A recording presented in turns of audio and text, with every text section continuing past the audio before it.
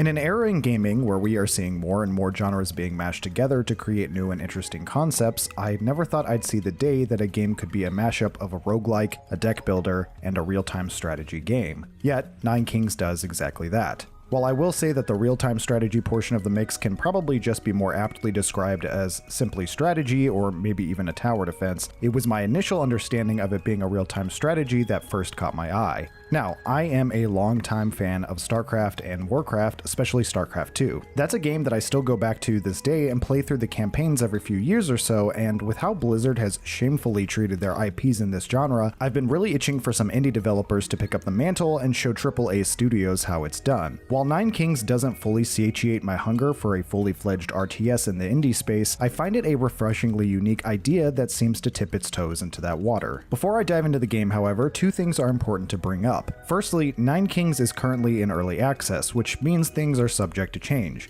Furthermore, while there will be 9 kings to choose from and play, there are currently only 8 playable kings, with the 8th just being released a short while ago. I only bring this up as a potential warning to prospective buyers because I've firsthand seen games change dramatically during this early access phase. That said, I've seen their patch notes and they seem to have a pretty clear and steady goal for new and upcoming changes. The foundation is solid, so I feel pretty confident talking about it and presenting it to you as a potential new game for you to try out or be excited about to fully release. Secondly, if this video helps you at all or you enjoy it, subscribing would help me out a ton. I'm trying to reach 500 subscribers by the end of the year as a personal little milestone, and I obviously can't do that without your help. Okay, on to Nine Kings.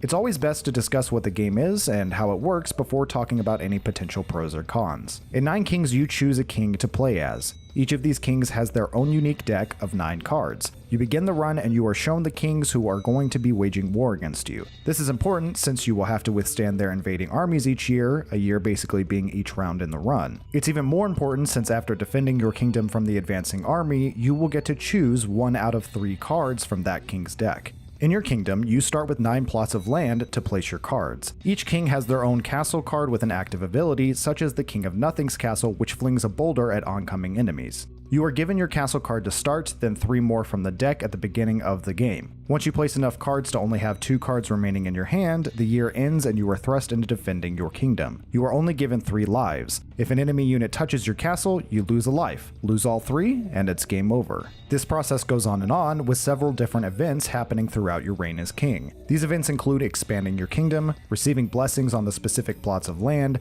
issuing new decrees, waging war on new kings or making peace with others, and coming across a merchant who will sell you new cards at a steep price. Which, yes, there is an economy in this game and it's very important to manage. Gold is not only used to buy cards from the merchant, but are more importantly used for rerolls on card rewards, decrees, and even what kings you make peace with or wage war against. Failing to get a key card for your strategy can quickly become your undoing. Speaking of cards, there's a lot of different types to talk about. Some cards are simply just soldiers, from paladins to wizards to elven archers, etc. There are support cards like the farm that adds units to adjacent unit cards every year, or the forest that gives adjacent units 2% more health every year. There's enchantments that are placed directly on a plot of units that gives them special buffs, like Steel Coat that blocks the first instance of damage that they would take. There are tech cards that do specific actions, like moving or destroying a plot to give other plots level ups or buffs. Each card on the field can be leveled up 3 times each, which adds to the strength of the card. Support cards trigger once again per level, units have better stats, etc. With an ever-approaching danger of new armies every year, it quickly becomes a juggling act of finding an efficient strategy and effectively employing it with limited space and resources.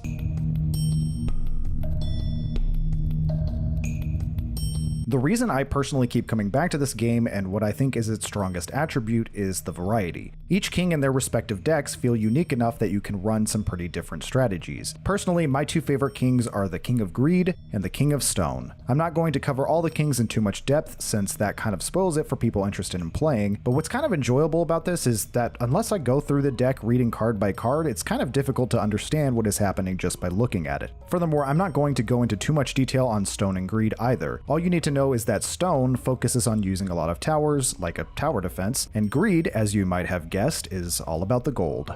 With the King of Stone, you have access to towers that rain down rocks on your foes, a wall that protects you from advancing armies, and a specific support card, the Quarry, that gives your towers 2% more damage each year. It simply comes down to a bunker down strategy as your stats grow larger and larger. Greed, on the other hand, feels a bit like an ebb and flow kind of playstyle. There are mercenaries who are pretty strong units, but you only have one mercenary for every 15 gold that you have. As stated earlier, using gold is pretty important to honing in on the best cards for your strategy, so you have to bounce back and forth between saving and spending. Of course, Greed has other ways to passively make money, like Midas's Touch, which gives units a chance to earn gold by killing enemy units, or the Vault, which passively generates gold every year. These decks, mixed with cards you receive from kings you are at war with, really open up possibilities for varied strategies that I'm still working out as I play. Once you reach year 33, you must fight off the final wave from a king, who sends a champion along with their regular units. This adds just a final touch of challenge to the final wave. However, the game doesn't have to end there. Technically, you've won the run, but the game gives you the option to continue forth, with armies growing stronger and stronger as time goes on.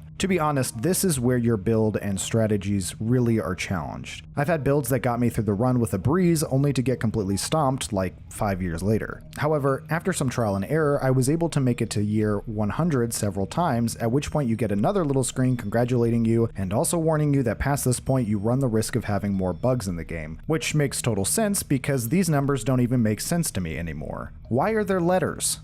I've pushed past year 100 a few times just to see if I could break the game, and I achieved it once. Hooray! This, of course, isn't a negative remark against the game in any way. The fact that they even warn you feels like it's kind of a venture past this point at your own risk kind of thing. I just wanted to see if I could intentionally crash it with my overwhelming strategies, and I did.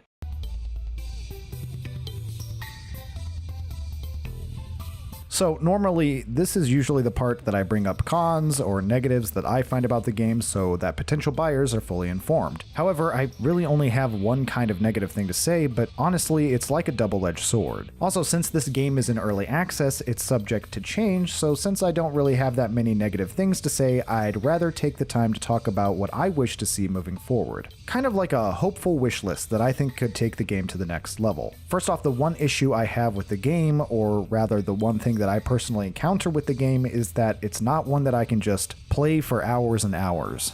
After a run or two, I pretty much get my fill. Now that could just be because I usually push past the regular run and go towards 100 years, so maybe that's just it. It's just not a game that I can see myself playing an entire day out of sheer addiction. That said, because the game is so compact and manageable, I do find myself playing it multiple times throughout the day or week. It's kind of a game you can just pick up at any point and play. There are games where you really have to commit an hour or two in order to really make progress, but with Nine Kings, I feel like I can pick it up at any time with zero commitment and get a solid run in. It also has a save feature as well, so if you're halfway through a run and need to bail, you can pick back up right where you left off. Now, I will say this next part also sounds like a bit of a con, but it's leaning more towards what I'm hopeful for in the future. You see, when I first started playing Nine Kings, they had a perk system that was pretty rudimentary, but I like perk systems no matter what. Shortly after I started playing, however, there was an update that completely overhauled the system. Now, I didn't spend enough time with the original perk system to really compare the two, and I like the way this one works now, but honestly, a lot of the perks just feel a bit lackluster.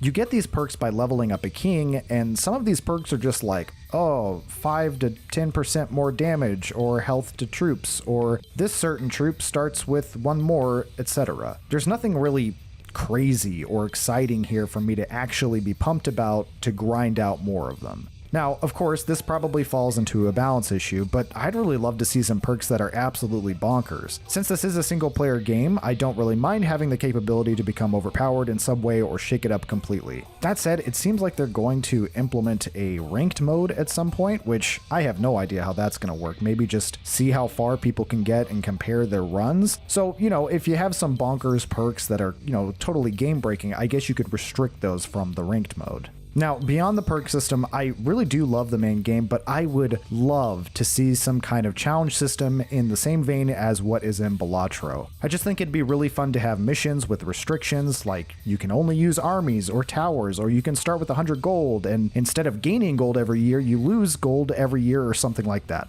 Hey, so post-edit Dr. Indy here, and yeah, there's literally a challenge button grayed out on the menu that I've somehow overlooked until just now. So perhaps they're already, got something like that on the way, so hooray! The next thing that I'd love to see is some kind of custom deck creation. Like maybe you could turn off achievements for this portion of the game because it would be really cool to just like break the game in whatever way you see fit. Being able to start with a fully customized deck would be just so fun and would lead to people sharing their wacky ideas. Lastly, and frankly, I don't know how this one would work because the game is called 9 Kings, but dang it, do I want more freaking kings. Switching through the 9 Kings is what keeps me enjoying the game, and I can only imagine that having more would lead to me playing this longer and longer. Even if you don't want to fully create brand new kings, you could do something like queens or princes of each king that would like alter the deck in a few ways so that you could keep the core concepts but add in some extra flair.